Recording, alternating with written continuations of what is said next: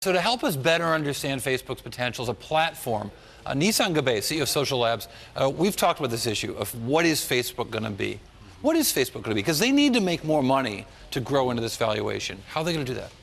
Yeah, I think they have some huge opportunities, both in the short term and in the long term. I think in the short term, I think people are underestimating how much revenue they can actually drive on Facebook.com itself as a site. Well, why? Because the business has been around for a while, and I did a thing, I don't know if you saw it at the beginning of the show, that showed that the revenue per user growth is decelerating almost alarmingly. I mean, it's gone from 33% year over year to 2%, and with a pretty steady decline. What makes you think they can turn it back on again? Yeah.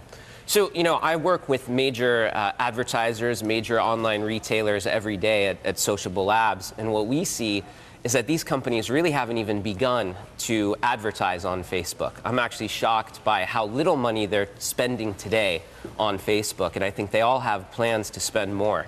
So I think what you saw with Google, there's an analogy here. When Google first came out and IPO'd, people felt like the search engine marketing world was a one-trick pony and that there wasn't that much growth in it. I think Google has proved that wrong over the last few years, and I think Facebook will do similarly with their offering. All right, well, so why is it shocking that they're not, or two questions. Why is it shocking? And if they're not spending more now, besides the fact that you think they should, why would they? I mean, what would make that change like that? Yeah. Well, as the advertising becomes more targeted and they get more tools, they're going to come on board and advertise in more ways. I think Facebook has a lot of room to grow there in terms of the product that they offer to advertisers. So I think, like I said, I think it's very in its infancy in terms of people coming on board and advertising. So the same advertisers spending more is their short-term solution? And new advertisers that aren't currently advertising coming on board. I'm actually, quite frankly, the fact that they're generating $4 billion in revenue right now is impressive. It's a big number. Given how little we've seen people actually coming on board. All right, so long term. Yeah, long term. I'm really interested by how much data they're compiling. I mean, maybe petabytes of data on users and who those users, individual, who I am, what I do across the web. If I log on to drugstore.com, I click using my Facebook credentials, Facebook is now sort of following the things that I do there, giving some of that information back to the drugstore, but they're also compiling who I am across the internet. Yeah. Is that the business they turn on long term? Yeah, so I think that's the second point. There's a huge long-term opportunity for Facebook to monetize the internet off of Facebook. And what I mean by that is Facebook is becoming a critical part of every website, not just Facebook.com. So in our business, we provide software to websites that, in essence, enables them to bring Facebook-like features into their site and for users to publish activity back into Facebook for their friends to see.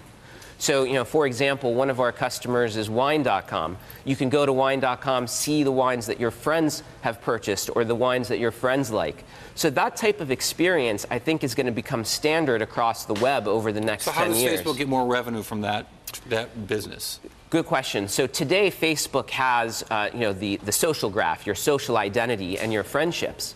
By integrating into these other websites, they're now gaining data on your interests, on what you like, what you're shopping for, what you're consuming online. So in essence, they're marrying the perfect storm of behavioral data, if you will, what people are doing on the web, with that social identity data. And that can be then used to drive better targeted advertising.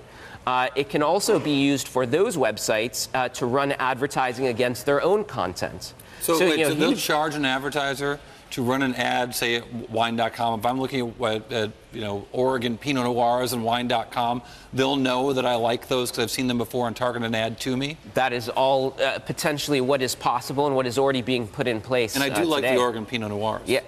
What's not to like? What's not to like? So have they started doing this yet, or do you think this is the thing they're going to turn on sometime soon? So it's begun in very small phases, and that's the tidal wave that we see is going to improve, over the next few years as more and more sites get integrated. There's actually already 2.5 million websites that have integrated Facebook in some way onto their website. So this is not this is already a huge area as it is today. Facebook has yet to really monetize it fully. I think you look even further out. Now that Facebook has Facebook components and Facebook code on other websites, they can eventually actually run advertising on those sites as well. So not just on Facebook, but on wine.com, for example. Very similar to the way Google has AdSense as a product that they run on other websites. That will be some social network. Nissan Gabbay, Sociable Labs, interesting company. Facebook, not a little bit interesting as well.